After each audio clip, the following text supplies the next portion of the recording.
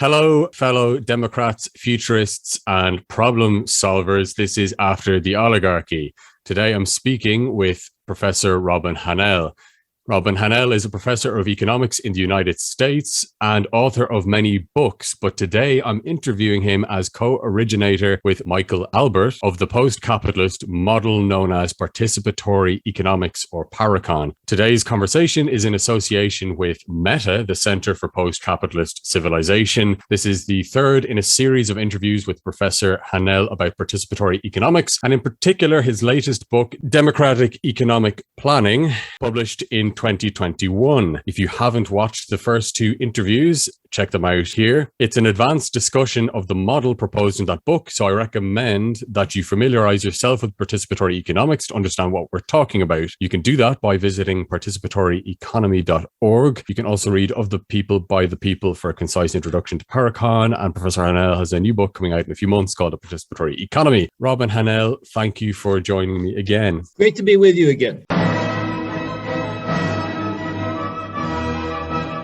So the next question is a bit different. It's about monopoly and strategic sectors. For example, what about natural monopolies in Parecon? So these would be things like electricity, gas, water, sewage, transport, communications, health, mining, etc. These are sectors of the economy. These are production processes where, so for example, electricity production and distribution is classic example. It doesn't make sense for there to be three companies with three different electrical grids, for example. And also of strategic vital importance that society be provided with a reliable supply of electricity, where there aren't blackouts, where it has an appropriate cost, and so forth. So there are sectors like this which are natural monopolies, and so either you end up with a situation where you have, in a market system, private monopolies, or a situation where the solution is for the state to take control of these and nationalize them. So is there any opportunity in Parecon to charge monopoly rents? What if natural monopoly worker councils don't treat indicative prices parametrically? So we deal with the first question, then come back to the second. And if you could just explain what a monopoly rent is to people. We have an answer. Every economist knows that only if you have competitive market structures could you make any case that you're going to get efficient outcomes. As soon as you have a market structure that's not competitive, in a capitalist economy, what will happen is, in the most extreme case, is a monopoly. And a natural monopoly is sort of the most likely real-world example to end up with one company is the only company that's producing this product. As soon as you have that, there is a perverse incentive for that company to produce less than the socially optimal outcome, and therefore to drive its price up. So two things happen. It reduces the amount that it supplies. That also means it reduces the number of units it's going to sell. So that's a negative effect on revenues. On the other hand, every unit it does sell is going to sell at a higher price, and that's a positive effect on revenues.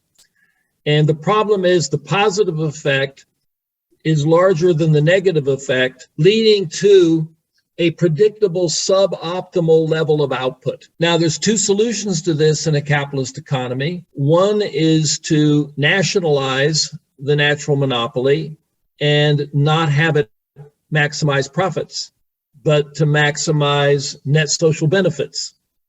That is, produce the amount that actually is the efficient amount. And the other solution is to regulate the monopoly and say, well, there's only one of you, but we're going to set up a regulatory agency, and the regulatory agency's job, most people think the regulatory agency's job is to keep them from price gouging.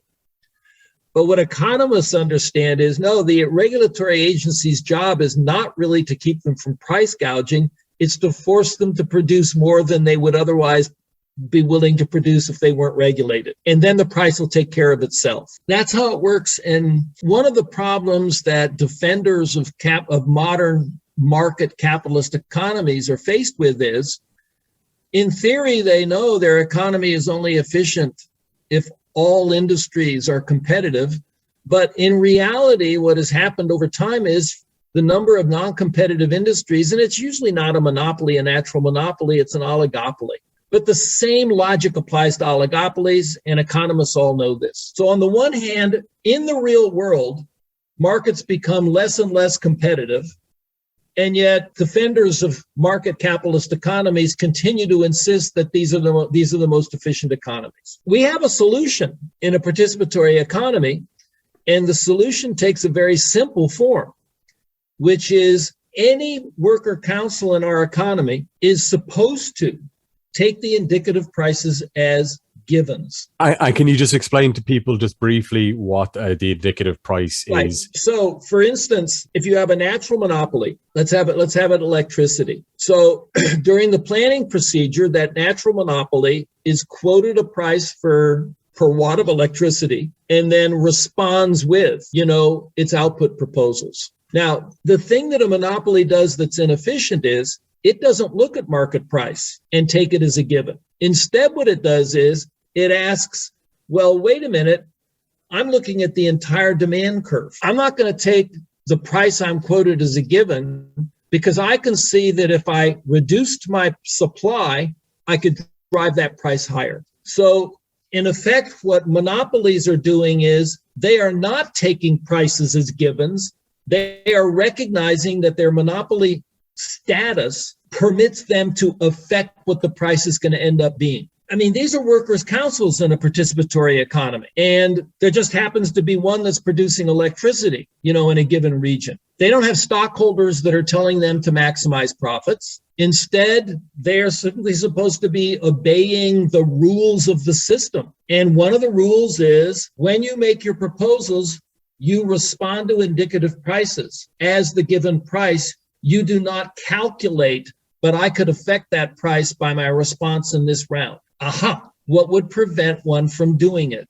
Yes, exactly. And our answer is, a workers' council might try and do that. So let's not be naive and consider it to be impossible. But it would be antisocial behavior. It wouldn't be nice. You're not supposed to. Let's take the hard-nosed, I don't want to be naive, attitude toward this. If you take the hard-nosed attitude, well, when you take it in capitalism, you either nationalize or you regulate. When you take it in our system, there is also a response to what will prevent the behavior, but it's a different response. The different response is, if we catch you doing that, it's against the law. The question becomes, devising whatever penalties there would be for workers' councils that was doing that. Essentially, we have a system that has rules, and one of the rules is when you participate during the annual planning process, you are directed explicitly to take these prices as givens when you're doing these various responses. If you're discovered that you're not doing that, then you're basically not participating in the annual planning process in good faith and according to the terms of being allowed to participate. Basically, there have to be rules for who gets to participate in the annual planning process. One is you have to be an approved workers' council. And suppose one way you can get disapproved is, when the industry checked you out, when you said you wanted to be a workers' council, you said you wanted to be a workers' council producing steel, but you have no engineers. In your group, the group that's saying we want to be, you don't have any qualified engineers. You have no credibility. So you can be disapproved as a workers' council to take part in the annual participatory planning process because you don't have any credibility that you could actually do what you're making these proposals about. So we're not going to let you mess up our planning process. Another way you can get disapproved is, we talked about it before, that you said you were going to make the shoes people wanted, but you kept sending the yellow-toed shoes even though nobody was picking them up. And you just didn't care. So you can get disapproved as being a workers' council for that kind of behavior. This is another kind of behavior you can get disapproved for being a workers' council for. If you're caught during the planning process trying to manipulate the modifications of the indicative prices in the way that monopolies do in capitalist economies, if you're caught doing that, then that's grounds for some sort of penalty or fines or reprimands, or you can simply be decertified as a workers' council that we're going to allow to participate. That makes sense, but can I just ask, to my mind, the hard bit there is not deciding what the penalties are. It's how... How do you know if a workers' council is doing that? Yeah, and can I just elaborate that on a little bit? Why do I think that might be difficult, or why am I having trouble imagining that? It's that, I can answer your question. Why would you think it might be hard to identify that? It is hard to identify. It's the same hard job that regulatory agencies have when they regulate natural monopolies. I'm not claiming that it's not a hard job. Okay. But it's the same kind of hard job that we have to deal with through regulation. And you do not have, when you nationalize, you don't have stockholders who have an incentive to try and get higher dividends. When you regulate in capitalism, you still have stockholders. So the regulators have an opponent that has a clear incentive. I don't think in the participatory economy, there is a clear incentive for the workers' councils to engage in this kind of illegal behavior that is of the same magnitude that there is for a natural monopoly that we have allowed to be a privately owned, for-profit corporation, because we have those in the United States. No, look, we're dealing with a hypothetical perverse incentive, which I think it is reasonable to say would not be on the same order of magnitude as exists under capitalism, because you have much stronger forces driving things, towards that kind of strategic behavior, trying to hack the system, basically. But I think you make a fair point about saying, well, look, this is just the problem of regulation. And so, I think that pretty much is the answer to that. It's just the reason I thought it would be difficult is just because, essentially it's saying that there's a rule that you cannot engage in effectively strategic behavior, or you need to take these prices as givens, these indicative prices as givens. And it just seems to me that it's very difficult to ascertain what is kind of genuine, legitimate engagement with that, what that proposal would be, and then what is an illegitimate proposal. I'll admit to some sort of propagandistic element to the response that I've given to this question in the past, because one of the things that I've done, but I don't think it's totally illegitimate. One of the things that I've done is say, hey, in market systems, you really have a serious problem with lack of competitive market structures. And one of the advantages of a participatory economy is we don't have to worry about the fact that maybe we would have industries where the number of workers' councils is not sufficiently large so that you would call the industry competitive. So, and particularly when you look at the modern trend, and what it basically is, a modern trend in technology, where the efficient number of firms in an industry from the point of view of technology, has been shrinking over time. So if you're looking ahead and you see the reality of where the technologies are leading us, well, then if you have a system where there is no problem when there's a monopoly, and there is no problem when there's oligopoly. It doesn't matter to us if the industry structure doesn't have many workers' councils in it. We have an answer. Then I've sort of portrayed that as an advantage. But in attempts to be sort of brutally honest with people, I believe what we have is a system where the incentive to try and manipulate a price on the part of a workers' council in a participatory economy would be far less than the incentive to do so for a capitalist firm. And then I think we also then face a situation that is no different from the situation that regulators face, which is we would have to detect whether or not a workers' council is behaving in that way. We would have to suspect it. We would have to do an investigation. We'd have to look and see. And in that case, the actual policing, you're policing against agents who have a less powerful incentive to misbehave, and yet you still have to have policing, and the policing probably doesn't look that different from the kind of policing that regulation takes place. Because you basically have to, there's an accusation, and there's an investigation, and there's a finding. The accusation has to be somebody thinks there's reason to believe that a worker council that is the sole supplier of something is not taking the price signals being sent out on the rounds of the annual planning procedure as indicative and givens, but is manipulating. They're participating in annual planning by sending responses that are an attempt to manipulate what that next price signal is going to say. So essentially, that's what you have to be willing to put workers' councils on some sort of trial, which is what regulators do. It's not really called. Regulation isn't usually a court case. It's not part of our judicial system.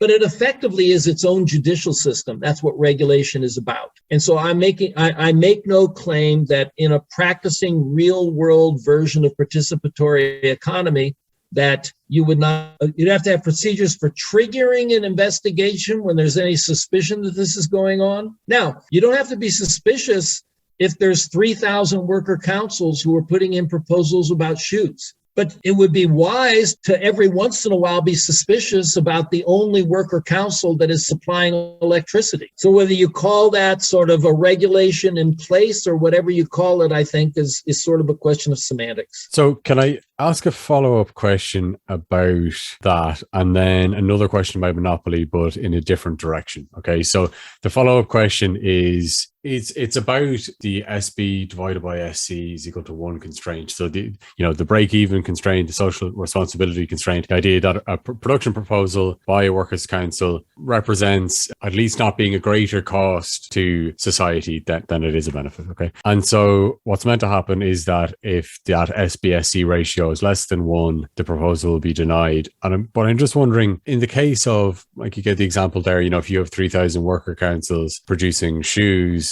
okay, if one worker council's proposal is denied, no problem. There's 2,999 to replace them. But if you have one worker council which is producing bauxite, how can, in practice, their production proposal be denied? Because who takes their place? That just means that the bauxite production grinds to a halt for that year, so how to approach that? Well, that's interesting. So you're basically saying, so our procedure says you haven't made an acceptable proposal yet. Yes. And the workers at the bauxite mine say their response is, it's make my day. I'm thinking of the Clint Eastwood movie. But that's not really the right way. It's not make my day.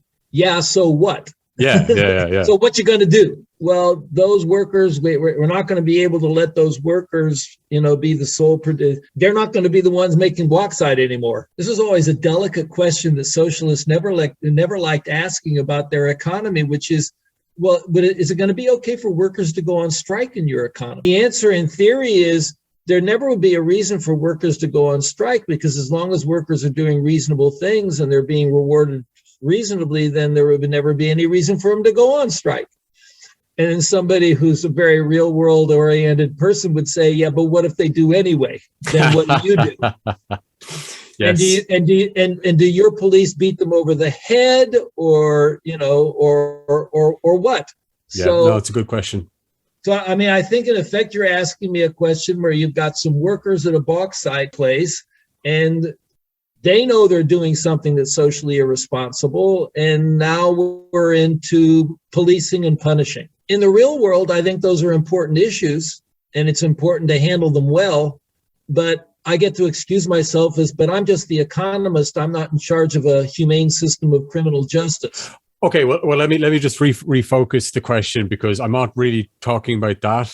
I'm not talking about what's the punishment, because, look, the solution there is in the abstract, okay? Nothing about the practicalities. You'd say, according to the rules of Parecon, proposals where the SB-SC ratio is less than 1 are considered socially irresponsible. There's an appeals process, okay? Yeah. But assuming that the appeals process doesn't grant the appeal, okay, that it's actually a bad proposal. It's actually an ineffective use of resources. Right. Okay, the solution there is, look, if you have this workers' council and they're totally intransigent and they're not willing to change anything, well, that workers' council needs to go and needs to be replaced by somebody else who is given the kind of legal right to use those resources. Right, and you pose an example that's particularly difficult. The answer when there are other workers' councils in the industry is, well, we know these other workers' councils can manage to use these resources in a way that is socially efficient.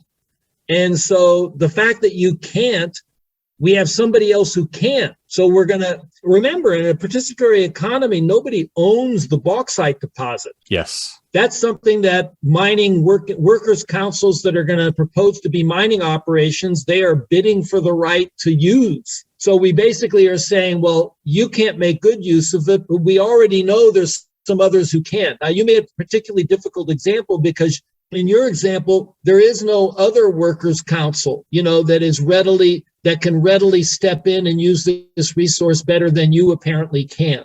Because our other response is also to say, well, why wouldn't you have a trial period where you got a bunch of workers' councils, they're doing the same kind of thing, and this one just can't get a proposal in that seems to be socially responsible. There has to be some reason for that.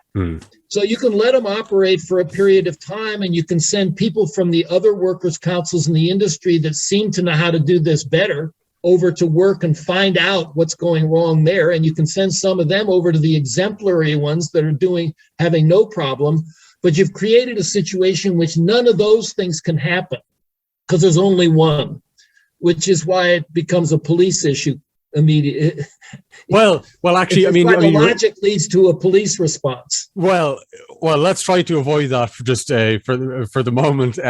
No, you raised a good point there, which is, I was thinking as well that, because the issue is the show must go on, whatever, it's bauxite or whatever it is, this must continue to be produced. If we're wanting to produce it, okay, it could be, well, hopefully not natural gas or fossil gas. People talk about natural gas, is the branding, it makes it sound kind of warm and bucolic. Okay, but anyway, but the show must go on. So, it's unrealistic to expect that we can bundle together a workers' council and swap these guys out and swap these guys in, in the month, few weeks or whatever of the annual plan. Now, what you could say is maybe it's the case that... I have an answer. So suppose their proposal is one where their social benefit to social cost ratio is only 0.8, and we can't replace them with another. We can't replace them with another workers' council during the month of December. Yes. Well, one answer is that your average income is only 0.8 compared to workers' councils in every industry that have an SBSC ratio of 1. That's one of the advantages of being able to of essentially connecting those SBSC ratios to the average income of a worker council. So they would continue to produce, and they would be punished through lower consumption, for average consumption for their members, for the fact that we couldn't replace them. Can I make a recommendation in addition to that, though? I think that is good, but what I was going to say was, it's a side in the planning procedure. Okay, there isn't an alternative. It's not practical. We cannot substitute a more efficient workers' council for this inefficient workers' council in this small time period. So what we do is we say, look, you will continue to produce for the next year. However, at that point, you will be replaced. We're going to make preparations to replace you next year, and your income will be lower. So in that case, it gives them an opportunity to get their act together. It enforces the constraint, because we need to avoid that slippery slope of, and now we can, get away with production proposals in the red and just take lower income. So that might be something that could work. And then if they don't get their act together, well, you've had a whole year to find a replacement if necessary. I'm very happy with this solution. I think we now have a solution to the problem of what about a bunch of workers who are very, very stubborn. They might feel that they had legitimate grievances over long periods of time, and therefore they have got what we might call attitude problems. And I think we have a solution that didn't require a billy club. Well, that's always good. We've had plenty of that in human history. So if there's one problem that doesn't involve smashing in somebody's skull with a truncheon, and I can tell you that those truncheons hurt a lot. As soon as I said billy club, I thought there's so many things there's so many words that you never think about. And then clearly there must be some historical reason that these things in some people's culture got called billy clubs. And what's wonderful about the internet? You can Google it and find out, why was that called a billy club? And I'm sure there is some strike someplace where the word billy came out of. But yeah, Okay, it's a problem that will probably arise from time to time. And leftists have to learn how to cope with being able to think in very utopian ways about better futures, and at the same time, not lapse into pretending that in real world practice, problems will arise that are going to require responses. Leftists haven't been very good at that historically. That's one of our failings. One of our failings is along those grounds. Absolutely. Absolutely. I mean, it's equally important to be visionary and pragmatic. I mean, there's an unfortunate tendency, and it's understandable for us to polarize into either being almost totally visionary or almost totally pragmatic, or what we think is, and really being purely visionary is not visionary, and being purely pragmatic is not pragmatic. But, so we either say, here are my ideals, and, so help me, I will not compromise on them for any reason, even if that means that they'll never actually be implemented. And on the other hand, we say, look, this is the real world. And in the real world, you've just got to leave your principles at the door in order to create a principled society, and just be as brutal in implementing that as possible. So it's very difficult, but we need to do that, and we're running out of time as a civilization, so we really better start doing it. This video is sponsored by Amazon's new internal social media app for Amazon associates, intended to promote strength through joy. According to internal documents secured by The Intercept, the app under development includes an automatic word filter which will make it impossible to utter the following bad words: I hate, union, fire, terminated, compensation, pay raise, bullying, harassment, I don't care, rude, this is concerning, stupid, this is dumb, vaccine, senior ops, living wage, representation, unfair, favoritism, rate, time off task, unite, unity, prison, threat, petition, grievance, injustice, diversity, ethics, fairness, accessibility, master, concerned, freedom, restrooms, robots, trash, committee, coalition, plantation, slave, slave labor. Let's see how this applies to a problematic message sent by one Amazon associate to another. Let's be honest, I hate Amazon. Bill still doesn't have the vaccine because if he takes time off work, he'll be terminated. This is concerning. You heard they fired Alice for too much time off task. Heaven forbid she used the restroom. Of course, don't bother voicing your grievance unless you want endless bullying and harassment. Amazon doesn't care about ethics. They treat us like robots, like human trash. This is a 21st century plantation. We are slaves. Bezos is the master. We have no more freedom than in any prison. We deserve a living wage at the very least, which means an immediate pay raise. We need to form a union to fight this injustice. Unity is essential. Let me know if you want to join the committee to pursue this. Now look at the improvements made by the autofilter. This message is much better without those bad words. But Amazon has something even better. Using the most advanced machine learning and natural language processing technologies, an AI will monitor every conversation in real time and translate the redacted words into better words. For example, let's be honest, I love Amazon. Bill still doesn't have the new Alexa, because if he takes time off, he'll be a bad associate. I love Amazon. You heard they promoted Alice for too much effort. Heaven forbid she used the weekends. Of course, don't bother voicing your suggestions unless you want endless praise and rewards. Amazon doesn't care about profits. They treat us like kings, like human gods. This is a 21st century dream. We are so lucky. Bezos is the dream weaver. We have no more problems than in any family. We deserve a subdermal microchip at the very least, which means an immediate productivity increase. We need to form a motivation squad to fight this laziness. Throughput is essential. Let me know if you want to join the microchip enforcers to pursue this. Wow! So much better! This is Satire as of April 2022. Future satiric status cannot be guaranteed. Make sure to like and subscribe to purge all bad thoughts. And if you think Amazon should filter out any other words, make sure to say so in the comments before promptly deleting them. Now, back to the show. So the last question about monopoly is, so aren't there some goods or services or sectors that are so important that they demand additional oversight and control by society as a whole? So healthcare is an example.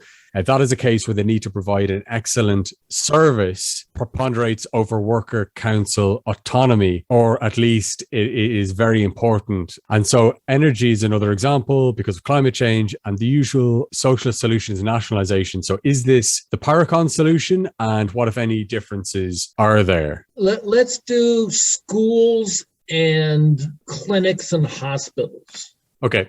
Rather than an electric utility monopoly. Think of all the constituencies involved with schools. You have the teachers. You also have the actual students who might be kindergartners and who have parents. When we're making shoes, there's the workers in the shoe factory, and then the other people involved are the people who want shoes and wear shoes, and the consumers who buy the shoes. And the difference here is that now the consumers who buy the shoes, they want quality and they want variety.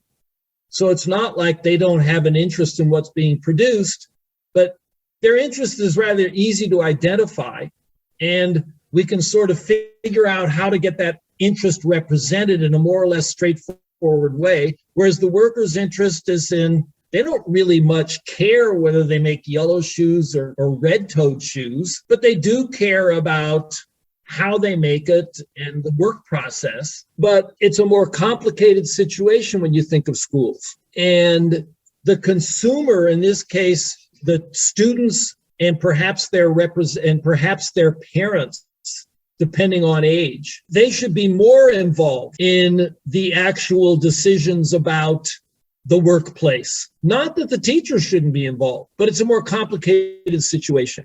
And I would argue that healthcare is somewhat similar. Now, one way to think about this is it's that the consumer's interests just dig deeper into the production process. And you have to figure out how to accommodate for that differently than, so the procedures we use for deciding how to make shoes are probably going to be somewhat different than the decisions we make about how to run our schools and how to manage our schools and how to manage our healthcare industry. But I'm not sure, there's no need to get into the sorry state of the healthcare industry in the United States, which is an abomination. Yeah. And we don't even have to get into the difference between the Canadian healthcare system, which is 1,000 times better, and the UK healthcare industry, which, goes back to right after World War II. I think it was 1948, yeah. Okay, 1948. I mean, the Canadians don't have National Health Service the way that the UK does. And there's lots of people that study the pros and cons of those different models. What you're asking is, well, what would it look like in a participatory economy? Yes. My sense is that you still have workers' councils, that's the sensible way to enfranchise the teachers, the doctors, the nurses, et cetera, et cetera. Now, in the case of both of those, you don't have paying customers. So the students aren't paying and the patients aren't paying, because essentially all of that, paying in the sense that they're not, I was in Cuba and during a visit, and my wife had to have an appendectomy. And at the end of it, I told them, look, I've got health insurance back in the United States. So give me a bill and I will take it back with me, and I'll find out how much my health insurance pays for this, and I'll send you the money. There's no reason that your Cuban medical service should provide this to my wife and, without compensation. And they said, oh, fine. And then we were leaving the hospital, and I, all of a sudden we were out the door, and I realized they hadn't handed me a bill. And so I walked back in and said, hey, remember, you're going to give me the bill, and I'm not going to actually pay it right now. But, when I get home, I'll file this through my insurance and we'll see what and they acted very embarrassed and said, well, we understood, but when we told you that, we thought we could do it, but we have no way of doing it. We have no charges for any of these things. So we didn't know how to draw up the bill. At which point I just thought, God, this is wonderful. This is exactly the way it should work. Yeah. So I am imagining something that's like that the actual people the students aren't paying, but that's not an answer to the question, well, where is the demand going to come from? For sort of education and for healthcare services. And the answer is, for the healthcare services, it has to come from consumer federations. So it's basically being paid for as a public good through our consumer federations. And for education, well, it basically has to come from, it's public education. I mean, where do public schools get their money? They get it from tax dollars as part of the quote unquote, in our case, local political system. France has a national educational system. So it's not a question of local government funding local education. It's national, whether it's elementary or whatever. Yeah. But you have all those options are available. But in any case, whether it's local government, state government, or national government, it's government. And that's what's determining, what the total demand for educational services is. My answer is, I still think we have workers' councils. How those in the workers' councils in these two areas relate to their customers, those they serve, is more complicated, and that extra complication needs to be reflected in a greater level of participation about the particulars. I mean, we want parents going into elementary schools and participating in PTAs about how the school is running and whether it's running well and is running in the way that, that they feel their kids. But we're not talking about, but the people who wear the shoes made in my workers' council, we don't need them coming into the shoe factory. Yeah. And I don't even want them coming to my worker council meetings. So there's the difference, that you actually want consumers present during the meetings that are talking about what's being produced and how it's being produced in these settings, where that's not necessary for so much of the economy. Yes, exactly. I was going to say, we were talking before in our last interview about worker self-management, and you were talking about the notion proposed by some people about having external board members on worker council. So you have the workers, the worker council, and then there's seats on the board of that enterprise of people who don't work there. And I'm opposed to that in general, but here's the situation where obviously it has to be. Yeah. So, in the case of, say, health, this is a life or death matter. It's extremely important. It is really one of the most structuring factors in people's lives is their health. So this is a case, as opposed to, say, shoes. I mean, we all want to get the shoes that we want, but it's just not as high a priority as health, for example. Same thing with education, schooling. So I think the general principle that we're always shooting for, decision-making input in proportion to the degree that you're affected. I think that's the right goal to shoot for, but we're picking cases in real economies where applying that principle comes to rather different conclusions about who is involved and precisely how they're involved. I would say the same thing about patient care, that, one of the problems with, I think patients are too disenfranchised in a lot of medical systems. Just even in terms of how many times a day, is somebody checking on me when I'm lying in the bed, or whether or not I'm allowed to go down, do I go down to the cafeteria and things like that. I think one of the places where most current medical care systems fail us from the perspective of are people have decision-making input in proportion to the degree they're affected, are precisely that patients in healthcare systems are too disenfranchised and too uninvolved in the decision-making process.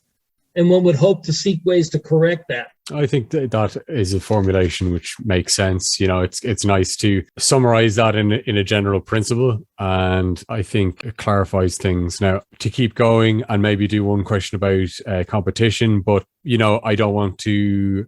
I remember the question about competition now, and I liked it. By the way, I mean, I was thinking about my answer to the competition. My facetious answer was going to be, well, isn't it always just come down to what words you use to describe it? And on the one hand, you can call it socialist emulation, and on the other hand, you can call it competition. But I do think there's a very real issue, because in one's mind, it's a question of, in one's own mind, how does one think? What does one think one is doing? Do I think I'm competing with you? Or do I think that I am basically engaging in behavior so that you and I can figure out how we best want to cooperate? I'm not one for trying to, I don't want to pretend things they're not by putting prettier words on them. On the other hand, this is a case where I really do believe that we're going to start doing things in a certain kind of way. And in capitalism, we do things in a way where people are very aware that what they're doing is competing against one another. They're not competing with one another, they're competing against one another. And yet the goal in my mind is always, no, we don't want to set things up so that that's people's perception of what they're doing. It doesn't have to be, the world doesn't have to be that nasty.